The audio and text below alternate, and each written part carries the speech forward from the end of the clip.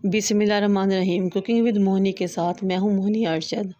आज मैं आपके लिए सब्ज़ी वाले चावलों की रेसिपी लेकर आई हूं, जो देखने में जितनी ज़बरदस्त लगती है, खाने में उतनी ही ज़बरदस्त मज़ेदार और खुश जायका है। 3 अदद दरमियान साइज़ के प्याज लें, उनको काटें। 1 कप ऑयल को किसी बर्तन में डालें और प्याज को काट कर इसमें डाल दें।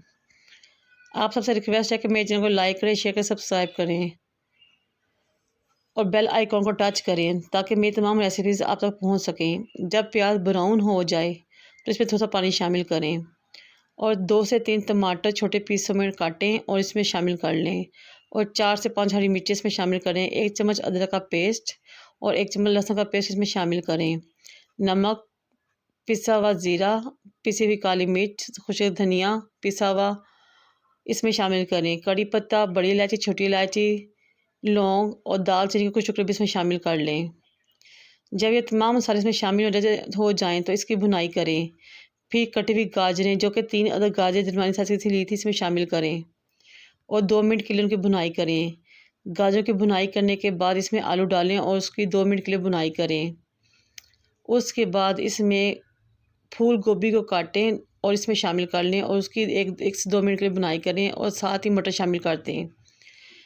अब इन तमाम सब्ज़ियों की अच्छी तरह भुनाई करें और जब इन तमाम सब्ज़ियों की अच्छी तरह भुनाई हो जाए तो आप अपने चावलों के लिहाज से इसके अंदर पानी शामिल कर लें। अगर चावल नए हैं तो इसमें थोड़ा पानी जाएगा, अगर चावल पुराने हैं तो इसमें ज़्यादा पानी जाएगा। ये देखिए कितनी ज़बरदस्त हमारी सब्ज़ियां लग रही हैं, माशाल्लाह माशाल्लाह। ये तमाम अल्लाह ताला की बरकत है। जब पानी पकना शुरू हो तो आप इसमें चावल डाल दें। ये देखें और चावलों को हल्के हाथ से हिलाएं।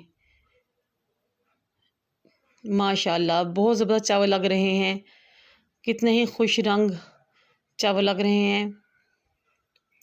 अब चावलों को दम पर लगा दें। ये देखें हमारा दम आ गया है, माशाल्लाह माशाल्लाह। अब हम चावलों को डिश आउट करते हैं। देखिए कितने ज़बरदस्त चावल बने हैं। हर सब्ज़ी का अलग अलग रंग खिला हुआ नज़र आ रहा है। अल्लाह ताला आप सबको अपने हिफ्ज़ ईमान में रखे, मुझे और मेरे वालिदैन को अपनी दुआ में याद रखें। अल्लाह हाफिज़।